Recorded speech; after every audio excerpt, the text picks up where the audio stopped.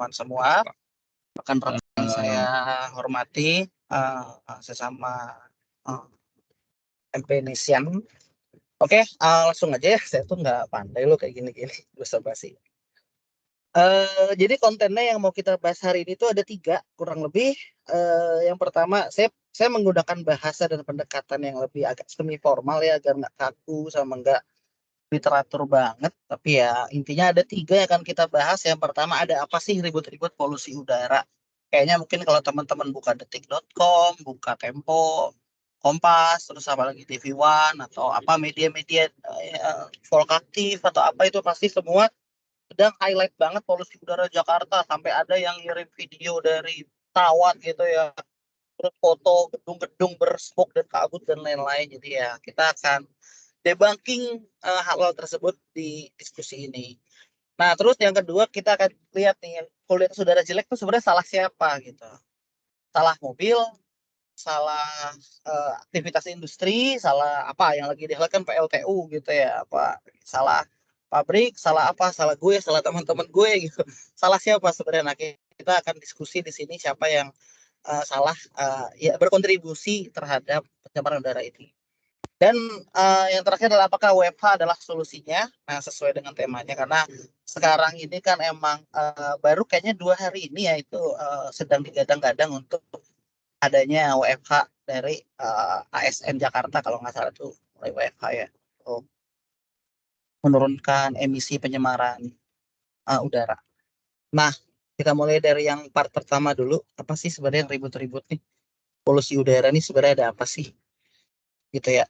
Nah, kita lihat aja ya berita-berita berseliweran. Misalnya, studi polusi udara bisa mempengaruhi kesehatan mental remaja. Ini baru tadi kita diskusi juga sama Dokter Sylvia. Terus apalagi ada berita ada 100.000 warga kena ISPA setiap bulan akibat polusi dan cuaca. Jadi peningkatan penyakit ISPA ya, atau infeksi saluran pernafasan. Nah, terus akhirnya itu bahkan sampai ke media internasional ya. Mulai dari Channel News Asia, Reuters, Vietnam Plus, serius air pollution hit Jakarta. Waduh. Indonesia capital most polluted city. Oh, banget most polluted city in the world. Heboh. Baru-baru ini ya berarti ya. Ya kan ya, kita dengar kabarnya ya. Terus Menhub, oh langsung jadi superhero, kembangkan sistem 4 in 1. Oke. Ada lagi berita, tidak sehat menjadi sorotan, semua menyorot. Ada apa sebenarnya dengan polusi di DKI Jakarta? Terus sampai KLHK bentuk Satgas Penanggulangan Pencemaran Udara Jakarta, sampai dibuatin khusus Jakarta. Padahal udah ada Direktorat Pengendalian Pencemaran Udara. Tapi jadi Satgas sendiri khusus untuk Jakarta, karena semua. Ya Allah, Depok juga ikut berkomentar, wali kota Depok sebut udara wilayahnya lebih baik dari Jakarta. Ya lucu banget sih. Depok suka ada-ada aja. Tapi tahu nggak teman-teman, saya kasih tahu nih ya. Kita hebohnya kapan sih? Agustus ya? Agustus ya? Ya kayak Agustus ya. Tapi sebenarnya dari Mei loh. Udah dari Mei itu emang sudah ada dokter spesialis anak namanya Dokter Sheila Putri Sundawa. Dia ngomong seminggu ini banyak anak sakit batuk pilek. Bisa jadi karena infeksi, bisa jadi karena udara Jakarta yang jelek banget. Dan emang sudah disorot beberapa netizen, dan sudah mulai aware tuh mulai tanggal 31 Mei. Dan kalau emang kita melihat trend line kenaikan udara buruk ini sebenarnya dari Juni sebenarnya. Mei Juni itu udah mulai. Tapi baru heboh sekarang aja. Nggak tahu apa pengalihan atau apa atau politik, nggak tahu lah ya. Cuman intinya ini bukan isu baru sebenarnya. Dan ini biasanya akan muncul berbarengan dengan angin kemarau. Nanti kita akan discuss ke sana. Tapi yang perlu teman-teman pahami adalah ini bukan minggu-minggu ini aja. Cuman mungkin baru kerasa atau baru disorot atau baru mulai hebohnya lo akhir-akhir ini aja, recently. Nah, itu yang perlu saya informasikan di dalam polemik polusi udara di Jakarta ini. Nah, kita akan discuss dulu tentang indeks pencemaran udara. Jadi kalau dari peraturan pemerintah nomor 2 tahun 2021 tentang penyelenggaraan perlindungan pengelolaan lingkungan hidup, ada 7 parameter uji yang emang dianggap sebagai penanda indeks pencemaran udara suatu wilayah atau suatu daerah, yang menunjukkan apakah wilayah tersebut terpolusikan atau tidak. Nah, yang pertama adalah SO2, karbon monoksida CO, nitrogen dioksida, NO2, uh, oksidan fotokimia atau ozon permukaan kita biasa nyebutnya, atau hidrokarbon non metan NMHC. Terus yang mungkin populer partikulat ya PM10, PM2,5 itu sebenarnya aerosol yang berisi macam-macam debu. Dan selanjutnya adalah timbal. Timbal ini biasanya di tapi ini adalah 4 partikulat yang menandakan suatu Suaranya terputus Bang Alvin. Tercemar atau tidak. Dan halo, udah masuk lagi belum Mas Fahri? Tadi masuk ini masuk suaranya terowongan. kecil sih Bang. Halo. Oke. Halo. Sekarang udah stabil belum? Oke, sudah stabil Bang. Ya, iya tadi masuk terowongan. Oke, kita lanjut ya. Dampak kesehatannya itu apa? Dampak kesehatannya adalah yang paling populer ISPA ya, infeksi saluran pernapasan, di mana salah satu penyebabnya boleh jadi karena mengendapnya aerosol partikulat di paru-paru dan itu udah nggak bisa keluar. Terutama yang 2,5. 2,5 ini 10 adalah ukuran mikron partikel ya. Jadi semakin kecil, semakin dia respirable. Semakin dia nggak bisa disaring sama bulu hidung kasarnya.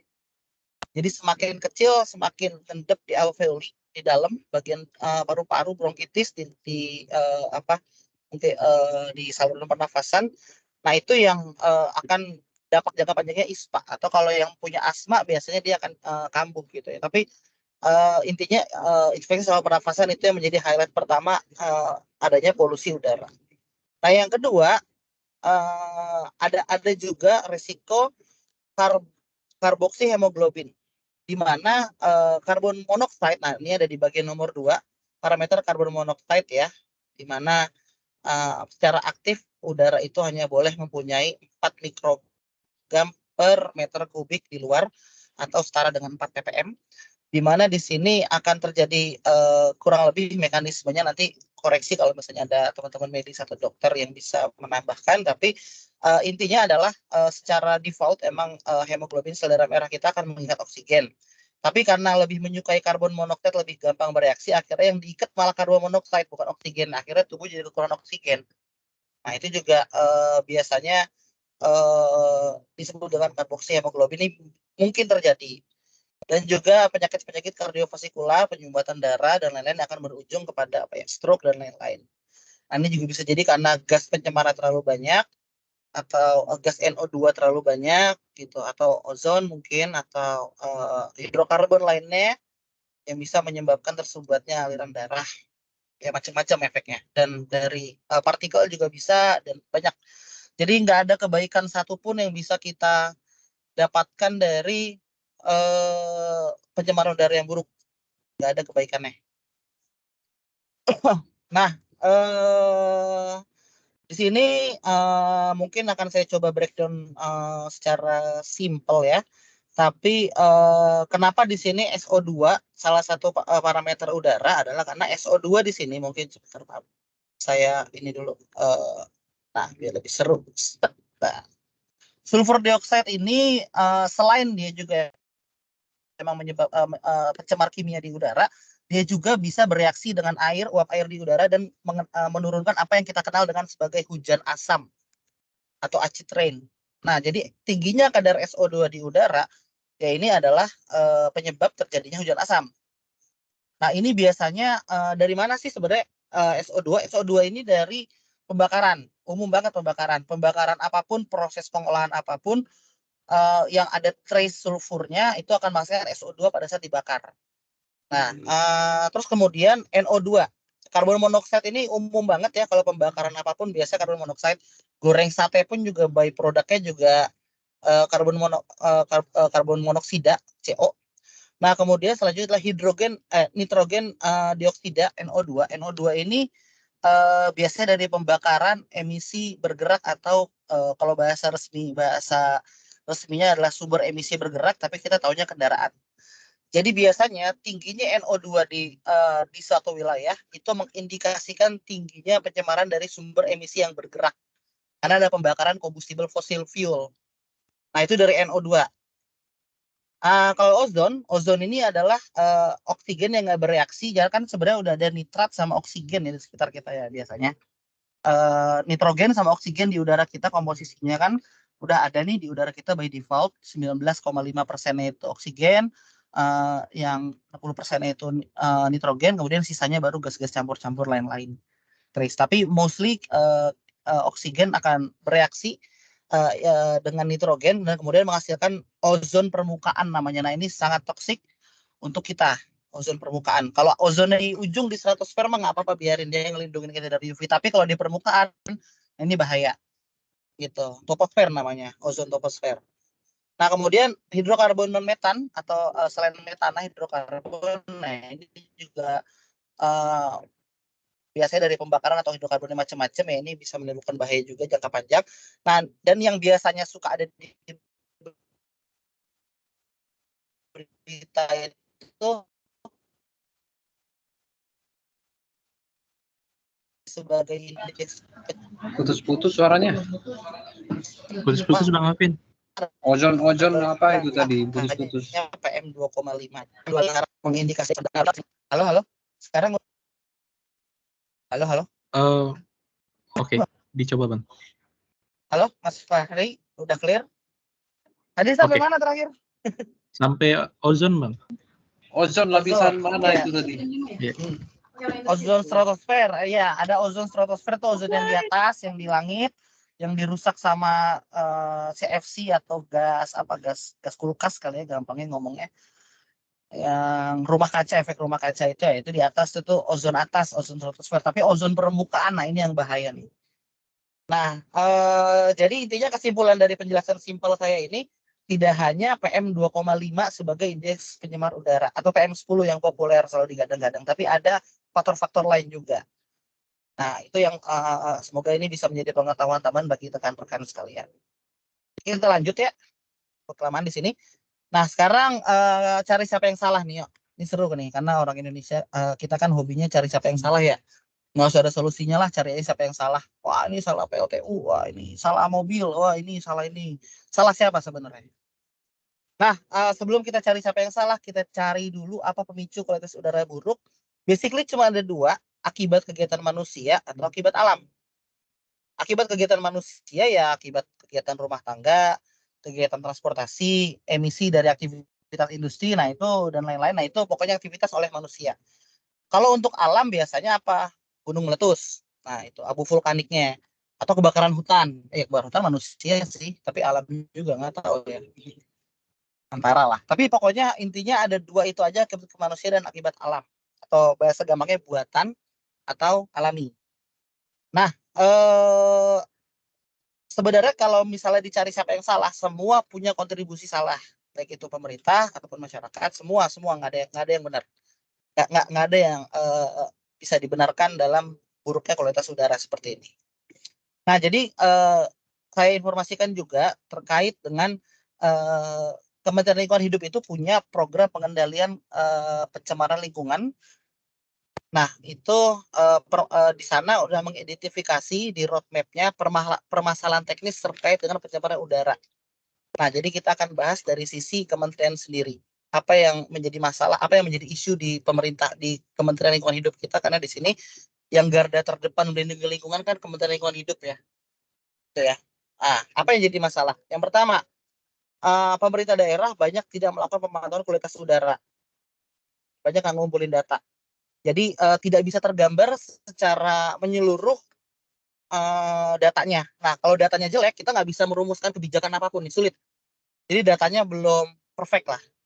Masih banyak yang bolong-bolong ibaratnya kalau kita ngomong. Nah, yang kedua, pemantauan kualitas udara dan emisi harus menggunakan laboratorium akreditasi. Nah, sementara laboratorium lingkungan kita ini udah sangat terbatas dan biasanya pengujiannya juga nggak semua standar. Dan ya saya sebagai kenapa saya berani bicara gini, karena saya dulu sebelum di IHA juga di lab lingkungan, jadi saya tahu persis permainan dan intriknya lab lingkungan hidup di industrinya. Nah itu jadi emang datanya juga unreliable intinya. Ini benar nggak sih? Nah itu jadi salah satu kendala juga tuh di indeks pencemaran udara. Nah, baru selanjutnya adalah udah terbangun SPKUA, artinya Stasiun Pemantauan Kualitas Udara secara kontinu di 26 kabupaten, tapi tidak bisa mewakili seluruh Indonesia, belum, masih datanya. Intinya dari kementerian sendiri sangat kekurangan di data. Nah, ini semua tertuang di dalam rencana strategis Direktorat Pengendalian Pencemaran Udara. Roadmap strateginya dari tahun 2020 sampai tahun depan. Mereka udah mengidentifikasi masalah ini dari tahun 2020. Jadi bukan recently aja. Nah, kemudian selain itu juga apa yang negara udah lakukan. Jadi nah, sebelum kita main tunjuk-tunjukkan, teman-teman harus tahu dulu bahwa kita punya sistem proper atau pengelolaan lingkungan hidup, penilaian peringkat kinerja perusahaan dalam pengelolaan lingkungan hidup. Proper namanya. Nggak tahu kenapa singkatan gitu ya. Emang maunya apa ya? PPK, PPLH. Ya Allah, males banget. Huruf konsonan semua. Proper namanya. Jadi apa itu proper? Proper itu adalah rating apakah suatu perusahaan memenuhi kualitas, bukan kualitas udara. Kualitas udara hanya salah satu komponennya, tapi apakah dia mencemari lingkungan atau enggak di aktivitasnya. Nah, jadi biru ini adalah rating untuk proper yang telah melakukan upaya pengelolaan lingkungan hidup sesuai dengan aturan. Ada juga merah. Merah ini dia nggak sesuai, jadi nggak meet. Ada lagi yang lebih parah, hitam. Hitam ini yang sama sekali nggak ngelakuin biasanya. Dia nggak peduli lingkungan, dia hanya peduli profit, dia hanya peduli ya profit gitu. Itu biasanya proper hitam masuknya kategorinya. Lalu selanjutnya adalah hijau dan emas. Nah, hijau dan emas ini adalah teknik peringkat khusus untuk perusahaan yang telah melakukan pengelolaan dengan sangat optimal dan prima dan bahkan melebihi dari yang diwajibkan. Biasanya mereka sangat concern sekali, perusahaan sangat peduli sekali. Ada beberapa perusahaan yang menerima penghargaan proper emas. Nah, itu sudah tertulis jelas dalam punya payung hukum yang kuat juga, peraturan KLHK nomor 1 tahun 2011 tentang program penilaian proper, dan itu setiap tahun dikeluarin pasti list perusahaannya, dan itu terbuka dan itu nggak diumpetin. Jadi teman-teman sangat bisa mengakses informasinya untuk mengetahui perusahaan mana nih yang parah nih. Ini yang terdaftar ya. Belum yang kalau diem-diem, ya jujur aja sih, saya juga kadang-kadang ada dulu di daerah terpencil, daerah nggak terpencil banget sih, di Kelapa Nunggal. Itu ada perusahaan pembuat seafood, dia kalau buang jeroan-jeroan ikan itu jam 3 pagi udah bau sungainya atau asam. Jadi banyak yang nakal juga banyak, tapi intinya setidaknya negara sudah memperlakukan sistem proper dan ada 8.000 lebih perusahaan yang emang sudah mematuhi ya. Ya mungkin mereka nggak bisa sempurna hijau dan emas, tapi ada yang biru, ada yang merah, dan lain-lain. Tapi intinya ini adalah sistem defense mechanism kita untuk menjaga lingkungan. Ini teman-teman hanya perlu ketahui aja informasi ini. Jadi negara sudah melakukan itu, terlepas dari pelaku industri yang nakal atau apa, tapi setidaknya sistem in place. Nah, jadi sistem proper juga sangat concern dengan pengendalian udara, bahkan sangat teknikal sekali, seperti ketaatan terhadap sumber emisi bergerak, terus kemudian ketaatan berdasarkan CEMS. CEMS itu Continuous Emission Monitoring System. Di cerobongnya itu dipasang alat sensor yang ngeluarin parameter-parameter tadi. Itu datanya langsung online dikirim ke KLHK server utamanya. Dan dikalibrasi setiap tahun. Nah, itu dulu kenapa saya bisa tahu, dulu saya tahun 2016 ikut di Juklaknya pada saat penentuan CEMS ini di Jogja, ingat banget. Waktu itu masih pertama kali rilis dan industri belum pada tahu, dan akhirnya mulai teredukasi sampai sekarang udah mulai udah berjalan lah saya secara kira-kira udah berapa tahun, 2016 sampai sekarang itu berapa ya? 5, 6 ya. 7 tahun itu saya dengar-dengar juga dari teman-teman yang masih aktif di lingkungan, cuman saya sekarang lebih ke lingkungan kerja ya. Jadi saya cuman bahan diskusinya, oh sekarang udah berjalan lumayan lah sistemnya. Jadi secara live itu kita bisa tahu cemaran lingkungan dari setiap aktivitas industri gitu. Jadi basically yang message yang ingin saya sampaikan adalah bahwa emang bukan saya ada di pihak KLHK juga ya, saya bukan jubir juga sih. Jadi maksudnya sistem udah ada. Terlepas dari siapa yang salah, apakah pengawasannya kurang, bisa jadi, atau ada aktivis ada pengusaha yang nakal, ada, atau kitanya juga yang nakal juga ada gitu. Nah, nanti kita akan lebih kepada personal untuk solusinya. Putus-putus ya, Mas. Halo, sekarang udah jelas belum? Jelas nggak sih? Jelas ya? Sudah, Bang Di Alvin. sini jelas lah. Oke, kita lanjut ya. Nah, sementara gimana kalau pengguna kendaraan? Apakah volume kendaraan berpengaruh? Nah, teman-teman boleh lihat sendiri di sini. Saya ambil datanya dari Bang apa Alvin, sorry Bang namanya? Alvin. Iya, halo. Bang Alvin, suaranya Iya, halo. putus Dari lagi, Bang. tadi putus-putus sebenarnya suaranya Bang Alvin. Gak kedengeran Suaranya apa-apa. putus-putus ya, Mas. Halo, halo. Sekarang udah masuk belum? Halo, Sama halo. aja Oke, nanti. bisa dicoba, Bang. Halo, halo. Sekarang udah clear belum? Bentar ya, saya coba. Ini mengandalkan internet dari Telkomsel nih. Halo, halo. Ya sudah Mas. Udah bagus ya? Sudah. Ini oke ya, udah stabil ya. Oke, kita lanjut ya. Tadi terputusnya di mana? Masih putus-putus, Bang Alvin. Masih putus-putus. Iya nih Bentar. masih aku juga. Mas Fahri sekarang udah clear belum? Oke, lebih better, Bang. Better ya.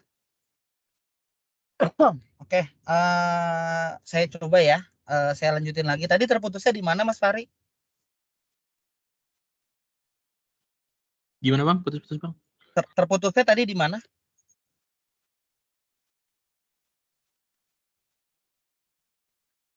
Halo, halo. Iya, halo. Ini masuk slide baru tadi suaranya hilang sih, Bang. Di Oh, slide. oke. Oke. Kalau sekarang jelas ya? Oke. Oke ya.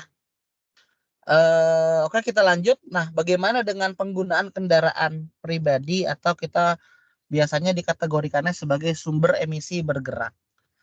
Nah, kalau sumber emisi bergerak di sini kita bisa juga dapetin datanya dengan gampang dari data kendaraan di Polda Metro Jaya. Ini daerah Jakarta ya, daerah Jakarta itu dari total Jabodetabek ya. Di sini kan di Jabodetabek itu kurang lebih ada 22 juta something. Nah, jadi di sini sebenarnya kalau dari selama tahunan ya, volume kendaraan tuh nggak terlalu signifikan sih naiknya, hanya 1 juta unit aja. Kalau dari data ini ya, ini data mobil kendaraan yang masuk ya, mungkin kalau ada yang nakal-nakal nggak masuk ya nggak kehitung. Dan ini juga bukan volume kendaraan per hari, tapi jumlah kendaraan bermotor baru. Jadi ya ada kenaikan kendaraan bermotor, iya ada. Jadi apakah berpengaruh? Iya bisa jadi berpengaruh jumlahnya kendaraan. Nah, kalau misalnya kita ngobrol, kenapa dulu pas zaman COVID itu udaranya bersih, hijau? Iya karena WFH, iya. Tapi ada faktor kedua juga. Eh, Perusahaan energi atau perusahaan yang menyediakan listrik, pembangkit listrik, UPL ya, unit pembangkit listrik, itu akan lebih sedikit ngasilin listriknya. Karena kan banyak gedung yang nggak jalan. Gitu. Jadi konsumsi listriknya rendah, mereka Suaranya putus-putus cenderung lagi, untuk Bang. melakukan pembakarannya juga. Duh, putus-putus lagi ya. Halo, halo. Halo. Tes. Oke. Jelas ya? Udah jelas, Mas Fahri? Iya, bisa, Bang. Oke, kita lanjut dulu ya. Jadi untuk pengguna kendaraan emang berpengaruh, tapi banyak faktor, tidak hanya kendaraan aja yang harus diperbaiki. Gitu. Nah, akhirnya itu akan menjadi pertanyaan kita yang akan menjadi topik utama dari diskusi kita hari ini. Jadi apakah WFH akan membuat segala jadi lebih indah? Atau apakah WFH ini adalah solusinya? Nah, wacana WFH ya banyak sorotan juga nih, mulai disorot dari negara tetangga menyoroti WFH. Terus ada juga pakar yang klaim ini hanya untuk mengurai macet karena mau ada KTT ASEAN jadi baru diangkat-angkat. Terus wah ini presiden batuk, wah ribuan warga tewas, wah pokoknya jadi inilah banyak apa namanya, banyak nananininya lah gara-gara beginian nih. Tapi ya basically mengenai wacana WFH ini saya cerita dulu deh di suatu minggu pagi yang cerah nih. Jadi di suatu minggu pagi yang cerah, kemudian saya buka Instagram, loh kualitas udara Jakarta minggu pagi terburuk. Lah, minggu pagi bukan WFH lagi, udah HFH itu, holiday from home. Siapa yang kerja hari Minggu ya? nggak banyak, tapi maksudnya ya jangan masuk sini, makin nggak kedengeran nanti. Jadi keklus. Suara terputus nggak? Halo, halo. Iya, bisa Bang, bisa lanjut Bang. Oke, lanjut ya. Nah, jadi di sini kok kemarin ini persis banget hari Minggu kemarin tanggal berapa berarti? 20 ya. 20 hari Minggu itu berita loh kok malah buruk. Terus kemudian saya cek deh di BMKG. Ini saya pribadi ya. Loh iya ternyata benar. Kenapa bisa jam 6 pagi itu masih pagi loh ya. Masih pagi kok udah buruk. Itu hari Minggu loh. Hari Minggu orang-orang udah HFH, holiday from home gitu. Kenapa bisa buruk? Dan daerahnya mungkin nggak hanya Jakarta aja, Kemayoran di sini ya. Kemayoran, Mapawah ini daerah Kalimantan. Kubu Sleman, Jawa Tengah. Nah, jadi emang secara merata konsentrasi di sini kalau di BMKG dia hanya berdasarkan ini aja PM 2,5. Nah, itu menunjukkan bahwa adanya kenaikan PM 2,5 di udara. Nah, ini yang situasi menjadi unik ya. Nah, kenyataannya saya perlu informasikan bahwa berdasarkan model WRF-CHEM, jadi di sini ada simpelnya ada suatu cara yang untuk menggambarkan pengangkutan pencampuran transformasi kimia di iklim. Jadi jejak aerosol, jejak gas, jejak kimia berdasarkan meteorologinya. Nah, terlihat nih teman-teman bisa melihat ini mungkin kalau misalnya ada gambar anginnya sih lebih enak sih. Cuman kalau misalnya kelihatannya kayak gini, itu emang pada saat musim kemarau, emang angin bertiup dari timur ke barat. Seperti ini. Dan membawa polutan-polutan dari berbagai macam tempat dan kebetulan adanya turbulensi di daerah Jabodetabek seperti ini. Jadi wajar emang dia bentuknya tinggi. Makanya kalau pagi itu dia biasanya akan naik seperti itu. Kelihatan nggak beda slide-nya, perpindahan slide-nya? Kelihatan ya? Kelihatan Bang? Kelihatan ya? Nah, sementara tadi, baru banget tadi nih, saya cek pagi-pagi, emang PM 2,5-nya masih tinggi ya, masih termasuk 86 termasuk tinggi, tapi malah untuk nilai NO2-nya turun ya, mungkin karena nggak ada ini ya, nggak ada mobilnya nggak sepadat yang lalu. SO2 sih masih stabil karena emang dari pembakaran mungkin sisa-sisa orang-orang yang nakal bakar-bakar malam tuh, bakar sampah malam atau apa tuh biasanya ketahuan dari situ atau CO. Jadi intinya pada dasarnya belum tentu juga UEFA akan menyelesaikan gitu. Berkurang mungkin tapi selesai belum tentu gitu loh. Saya nggak bisa bilang iya tapi juga nggak bisa bilang enggak gitu. Tapi kurang lebih ini informasi yang bisa saya sampaikan. Nah, kemudian solusinya apa dong kalau gitu? Nah, jadi secara kebijakan pemerintah itu juga udah harus mulai sangat mengketatin lagi nih di kualitas bahan bakar pada kemudian SDM, misalnya bahan dasar solar kayak dulu mungkin teman-teman pernah ngerasain eranya ini ya, premium ya. Ada nggak yang 6.500 doang tuh? Atau 4.000 dulu tuh? Nah, jadi kalau premium itu kan dia bahannya itu dia pakai tetraetilit. Dia bahan bakar berdasar timbal. Nah, itu emisinya keluar timbal juga tuh. Nah, apakah bahan bakar timbal masih digunakan? Nah, itu penentuannya ada pada SDM. Nah, terus kemudian KLHK juga jadi harus lebih tegas nih terhadap beban emisi tahunan dari aktivitas industri. Mau itu PLTU, mau itu pupuk kan juga beremisi banyak lah. Pokoknya banyak perusahaan-perusahaan yang menghasilkan emisi. Terus kebijakan-kebijakan di kewenangan pemerintahan daerah seperti misalnya transportasi yang tadi tuh WFH juga. Iya, area penghijauan ditambah tata ruang, terus dan lain-lain itu juga harus ditambah atau disolusikan seperti itu. Nah, jadi itu tadi yang pemerintah nih. Sekarang kita yang individu yang bisa kita kontrol. Karena kalau pemerintah susah ya, banyak politiknya ya. Rumit.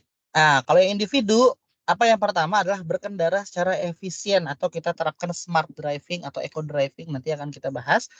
Terus kemudian ya sebisa mungkin gunakan transportasi publik atau nebeng teman atau apa gitu biar lebih efisien. Terus jangan bakar sampah rumah tangga Anda secara mandiri, juga penting karena pencemarannya mungkin nggak sekarang tapi akan berputar-putar ya di atas Anda, mungkin kenanya nanti yang pagi gitu lagi lari pagi gitu. Nah, terus batasi fashion. Nah, nanti kita akan discuss kenapa ini. Batasi fashion Anda. Kendalikan keranjang belanja Shopee atau Tokopedia Anda. Nanti kita akan bahas kenapa itu matters. Nah, fashion dulu deh. Fashion versus lingkungan. Saya pakai bahasa fashion ini emang bener fashionnya kalau bahasa Indonesia ya. Fashion. Fashion. Fashion versus lingkungan. Jadi dampak fashion Anda, dampak style Anda terhadap lingkungan tuh besar. Nah, di sini ada contoh misalnya terjual baju branded 5 miliar kurang dari 10 menit. Berarti kan banyak banget itu baju yang keluar ya. Nah, fun fact-nya adalah industri fashion itu menyumbang 1/15 dari emisi karbon tahunan global.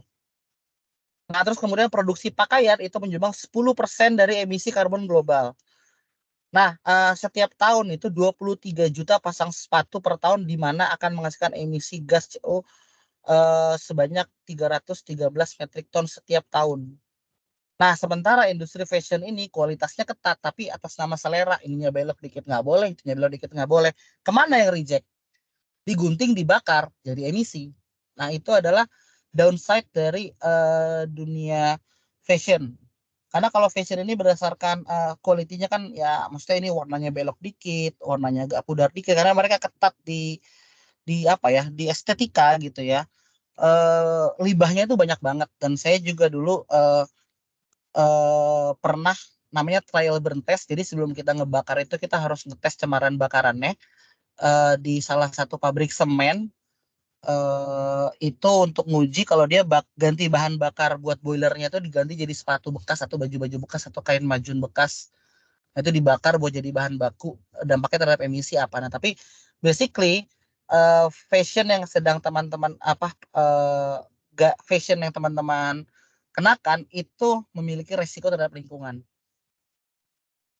Nah, eco driving itu apa? Jadi eco driving itu adalah efisiensi kendaraan dipengaruhi oleh perilaku pengemudi, berkontribusi terhadap naik turunnya emisi bergerak. Karena di sini ternyata pada saat kita berjalan pada posisi tertinggi dengan putaran mesin terendah itu pada sekitar indeks emisi di pada 50 meter kilometer per jam. Nah, itu memiliki emisi paling rendah. Justru semakin sedikit ininya, semakin nggak stabil bawa mobilnya, dia akan menghasilkan asap dan emisi semakin banyak. Ya, kita ngomongnya lain lagi kalau macet ya. Kalau macet ya mau gimana lagi, emang kita harus berhenti seperti itu. Tapi kita bisa lakukan dengan mengurangi nilai percepatan frekuensi pengereman. Nah, terus gunakan rem tangan juga ketika berhenti. Terus kurangi operasi mesin idle, kalau memang perlu dimatikan ya udah matikan. Terus sesuaikan tekanan ban yang dianjurkan. Nah, terus gunakan AC dan aksesoris mobil lebih bijak, kemudian persiapkan kendaraan sebelum dijalankan. Nah, jadi ada beberapa perilaku eco driving yang bisa kita terapkan. Mungkin ini sesinya bisa khusus dan orang yang lebih ahli mengenai smart dan eco driving ini. Cuman ini juga bisa menjadi salah satu solusi untuk mengurangi pencemaran akibat emisi sumber bergerak. Kayak misalnya jangan tiba-tiba ngebut naik motor, tiba-tiba kenceng, tiba-tiba pelan, tiba-tiba ngebut, lihat jalan kosong dikit langsung digas gitu. Nah, jadi lebih baik bawanya stabil dan dengan lebih aman gitu ya. Selain lebih aman juga emisinya akan lebih rendah, cenderung lebih rendah. Nah, terus berikut ini adalah terakhir contoh-contoh perilaku untuk melindungi diri dari cemaran udara. Jadi yang pertama adalah pada saat naik masker kendaraan roda 2 terutama bisa menggunakan masker atau helm yang full face. Nah, itu juga akan mengurangi dampak kualitas udara yang sedang tidak bagus ke teman-teman sekarang, ya apalagi. Nah, terus eco driving untuk perilaku berkendara. Nah, nanti silakan dipelajari karena itu kayaknya sesinya lebih khusus sendiri. Dan periksa, nah ini juga penting nih, sebelum teman-teman beraktivitas fisik yang tingkatnya sedang atau tinggi di luar ruangan, periksa dulu kualitas udaranya dengan sumber terpercaya. Kalau KLHK itu ada aplikasi namanya ISPUNet, BMKG juga punya aplikasinya BMKG. Kalau saya lebih suka pakai BMKG karena suka ada peringatan gempa, jadi lebih cepat taunya. Kalau ISPUNet masih suka agak-agak ngehang gitu aplikasinya, jadi malas. Biasanya saya bukanya di ini sih, di komputer kalau dari KLHK. Nah, tapi intinya adalah periksa dulu kualitas udara dari sumber yang terpercaya gitu ya, bukan apa wordpress.com gitu. Dari sumber yang valid lah gitu ya. Nah, terus tingkatkan perilaku kebersihan diri ya sampai rumah ya, lepas pakaian, bersih-bersih dulu sebelum bertemu dengan keluarga, lepas pakaian, lepas jaket, lepas baju, mandi dulu atau apa bersih-bersih lah. Tingkatkan kebersihan diri ya, personal hygiene. Nah, terus standby masker N95 atau yang ekuivalen untuk perlindungan terhadap partikel aerosol airborne apabila pencemaran sudah semakin tinggi dan tidak sehat. Karena kita nggak tahu nih situasi sampai kapan, kita nggak tahu apakah akan turun apa naik. Tapi ketika kita sudah, ketika itu terjadi naik dan dianggap tidak sehat, kita udah siap. Gitu. Dan apakah dipakai tiap hari? Kalau saya sih cuma disimpan aja ya, nggak sanggup kalau dipakai tiap hari mahal. Tapi ya tergantung dari aktivitas dan pekerjaan rekan-rekan sekalian. Oke, ini adalah contoh-contoh masker yang setara dengan N95. Ya, kalau dari Eropa namanya FFP2, kalau dari Cina biasanya KN95 yang sering. Terus P2 itu di Australia, KF94 itu Korea, DS itu biasanya dari Jepang. Jadi ada intinya itu ekuivalen lah dengan standar kalau N95 kan dari NICE ya, dari Amerika. Gitu. Oke, mungkin itu aja yang ingin saya sampaikan. Jadi semoga teman-teman bisa jadi part of solution, not part of pollution. Itu aja mungkin yang ingin saya sampaikan. Terima kasih. Saya kembalikan ke Mas Fahri. Oke, terima kasih.